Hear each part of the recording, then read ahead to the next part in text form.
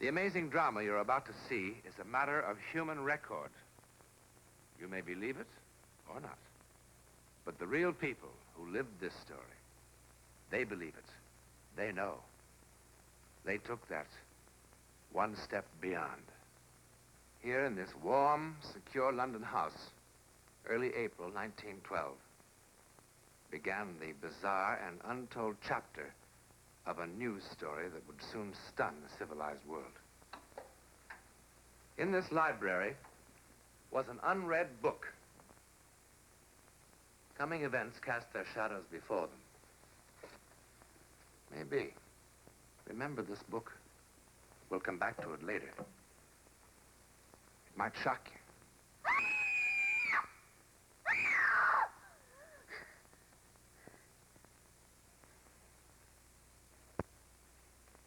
Mother. Mother. Mother. Mother! Mother!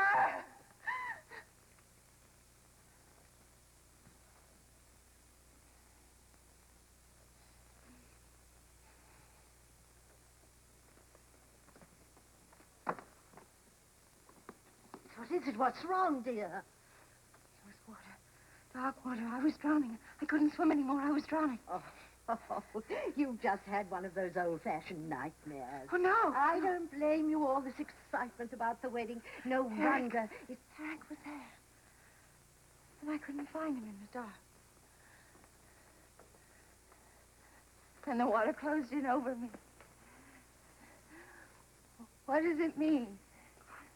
Nothing. Absolutely nothing. And in 4 days you'll be married and in Switzerland on your honeymoon. The happiest bride that ever was.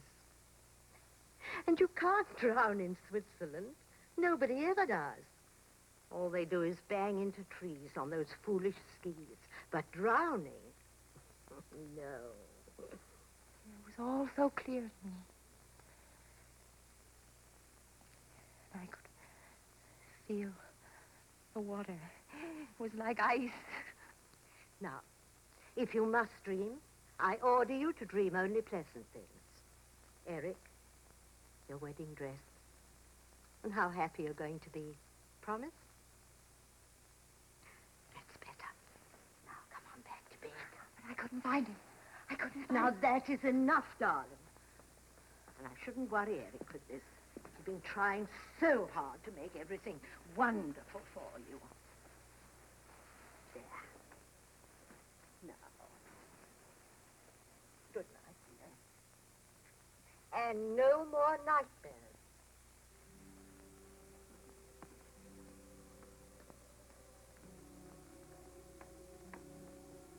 Good night.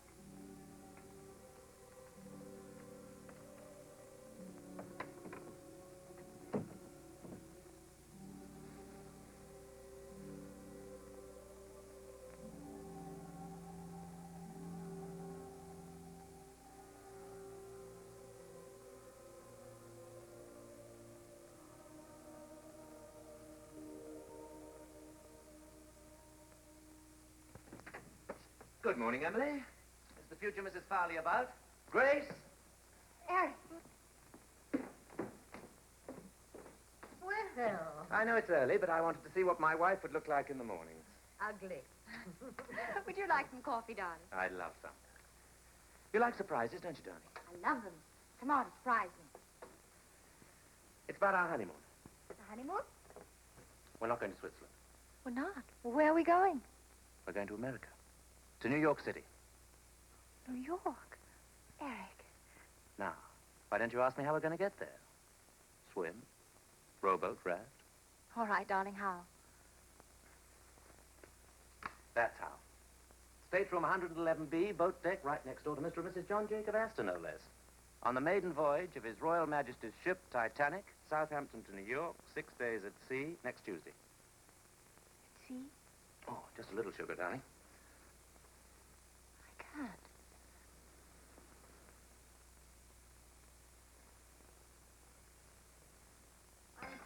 I can't believe it. I can hardly believe it myself, but the office has connections. Oh, Oh, you lucky children. You sure you won't miss Switzerland? Switzerland will keep. But the Titanic, our honeymoon, that's once in a lifetime. The paper's full of nothing but the Titanic. Listen to this, Grace.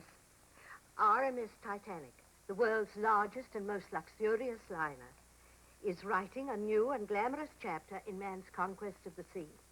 By virtue of her 5 watertight compartments, she's being hailed in marine engineering circles as the unsinkable ship.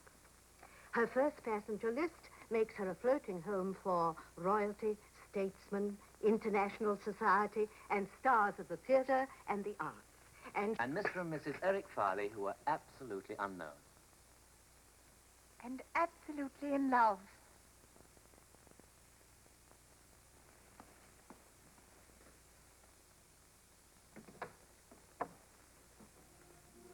Grace!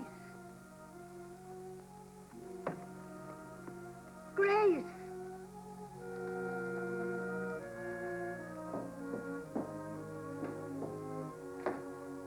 Grace, what is it, darling?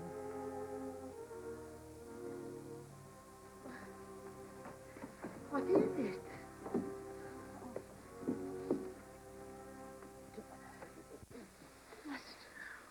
We can't go on that ship. It happened again. I dreamed. Now, darling, I do wish you wouldn't. I saw the sea, the cold sea. Oh. There were people struggling in the water. Really? Sinking, dying. Grace. And then a huge ship slid down. Down. Now, it's just a bad dream. Besides, that ship couldn't be the Titanic. The Titanic can't sink. Everyone knows that. I saw a lifeboat tossing in the water. There were letters on the side of it. I saw. Really? So clearly I saw the word Titanic on the side of the boat. I did. I did. I did. I did. I did. I did. I did. Just what I've always wanted. Only my own dear Aunt Agatha would have guessed.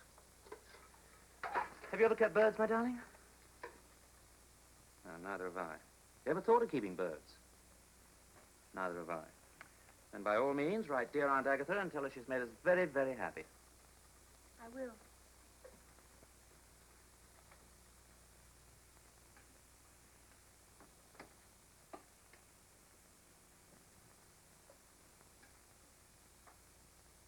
I know all about last night.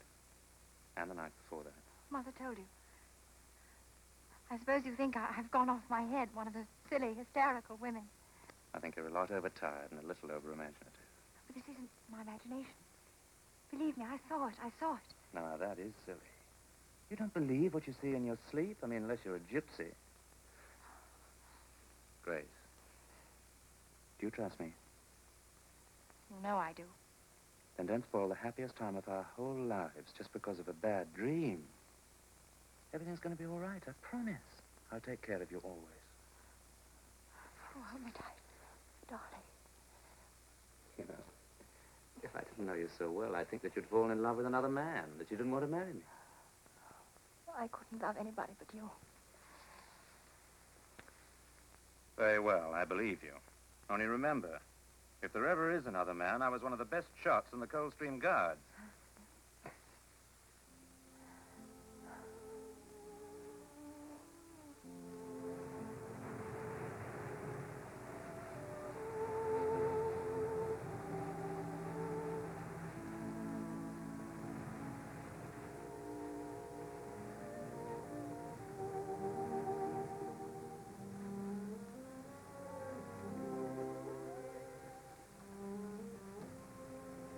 Are you asleep?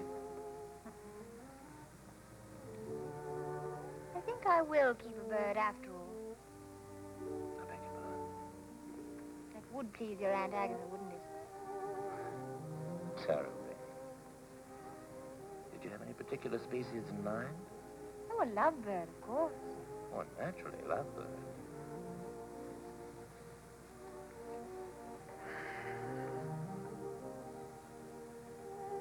Thank you, darling. What for? The 6 most perfect days of my life.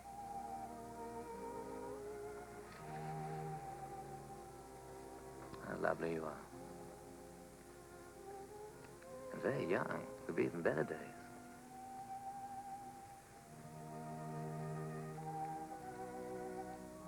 You've forgiven me, haven't you, for the silly scenes I made? I've forgotten the whole thing. I'm glad. But awful. Ridiculous dreams. It wasn't a dream at all. I was wide awake when I felt there was something wrong with the ship. Quite wrong. I know you'll laugh. And I don't blame you. I was in my cabin this afternoon. I imagine it was around 4 o'clock when I heard this terrible sound. What kind of sound? It was a terrible grinding sound, as though the ship had suddenly struck some immovable object. The whole boat seemed to tremble with the impact. Tell me, by any chance, did you hear anything or feel anything? No. I heard nothing like that, I'm happy to say. You know, it's probably your imagination, or more likely, indigestion. Now, why don't you see the ship's doctor? He's a good man, I'm told. I'm all right physically. It's just that for the first time in my life, I'm afraid. I'm afraid even for the next few hours. I don't know what I'm afraid of. It's as though something in my soul. You know, if I weren't such a hard-headed realist and I were at home, I think I'd call on my minister. As the mighty ship raced through the Atlantic night, there were others far away who felt dark premonitions of disaster. For one, a Methodist minister in Winnipeg, Canada.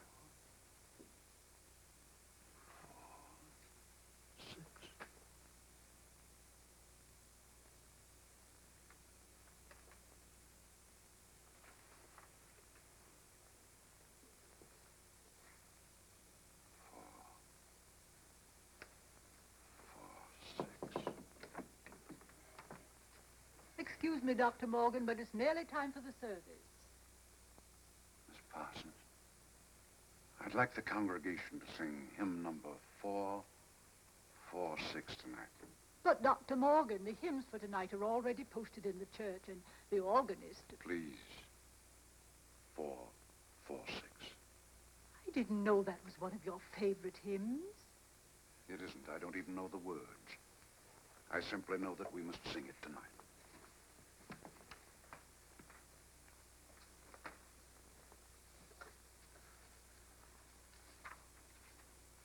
Hear, Father, while we pray to thee for those in peril on the sea.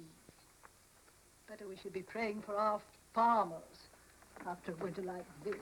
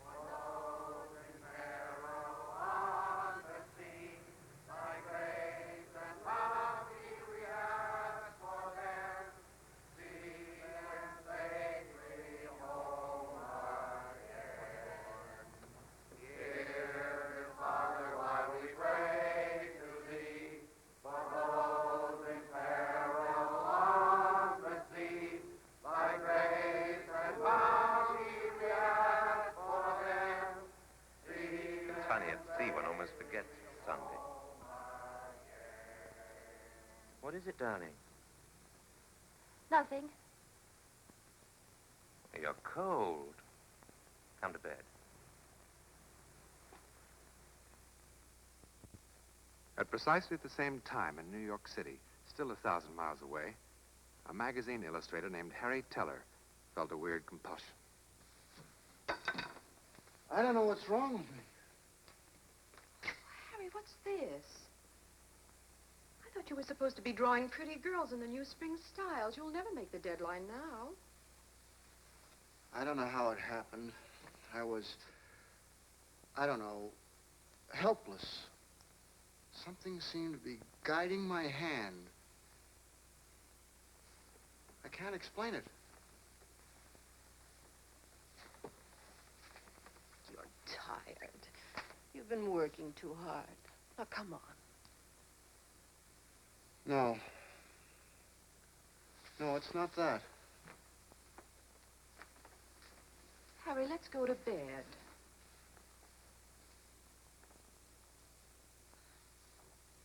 Now, this drawing, it's awful. I don't know who would want it.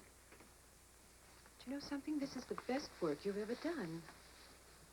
I've never seen you do anything like this before. All of this detail in here, and... Harry, what is it? Your hands are like ice. The water in the drawing was cold. Icy cold.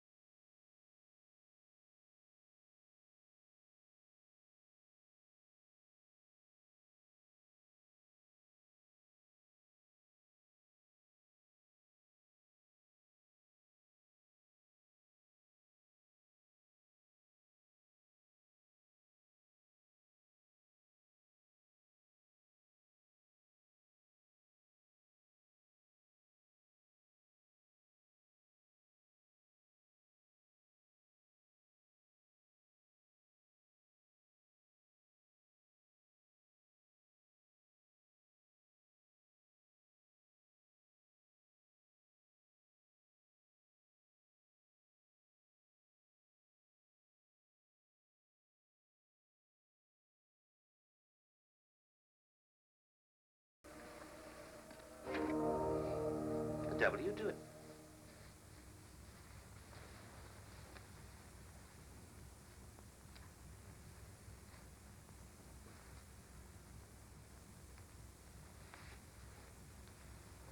Grace. Grace. Grace.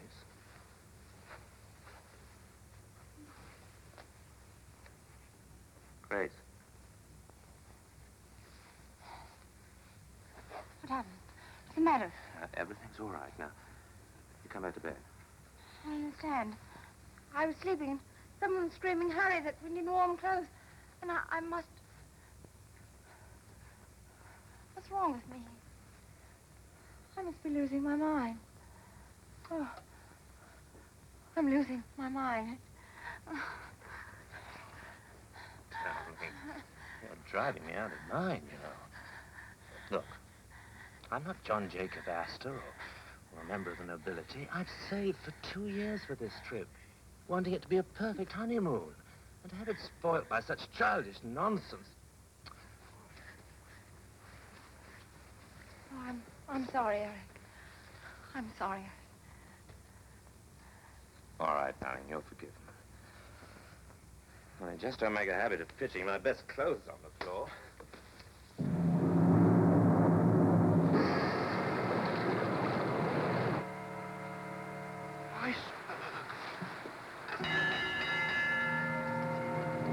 Iceberg, get ahead! Iceberg, get ahead! Iceberg, get ahead!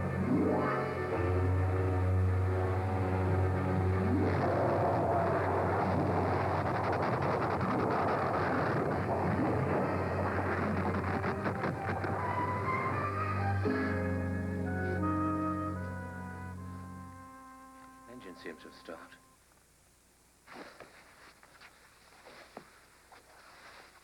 You all right?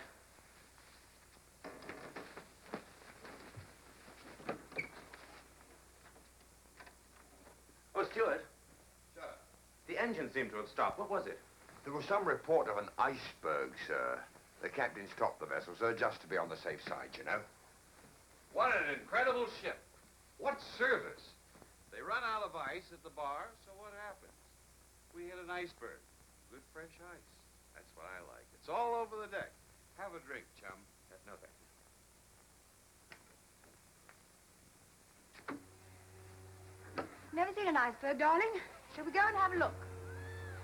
That's a good idea. We'll wrap up good and warm. Captain's orders, go to your lifeboat station. Please dress warmly. Now, there's no need to panic. Just take it nice and easy. It's just a precaution, darling. Remember what the captain said tonight? The ship that nothing in the world could sink?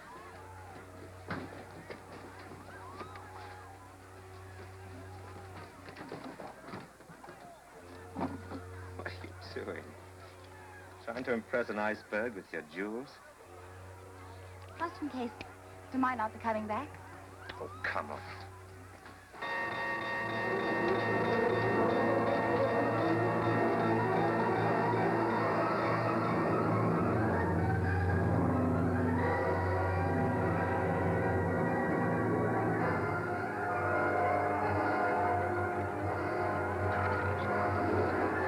Easy does it now. Women and children only. They'll follow later. There we go. Yeah, jump up. Right. There's the little one. There's the young fellow. Take care of him, will you? Yes, sir. No. Thank you, madam. No. No. I won't go without you. No. Darling, hush. No. Now, stop it. Listen to me. Have you forgotten your wedding vows so soon? Love, honor, obey. Now you go with the other women in boat 4. Sorry. I love our marriage. All 6 days, 5 hours, and 20 minutes of it. I even loved our first fight. If you ever have another bad dream, I'll listen to you. Every word. Come, madam. It's all right. It's all right.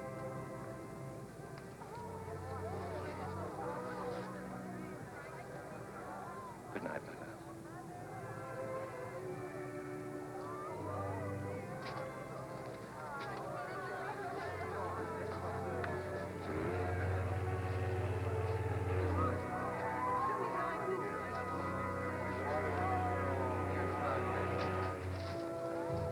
All away.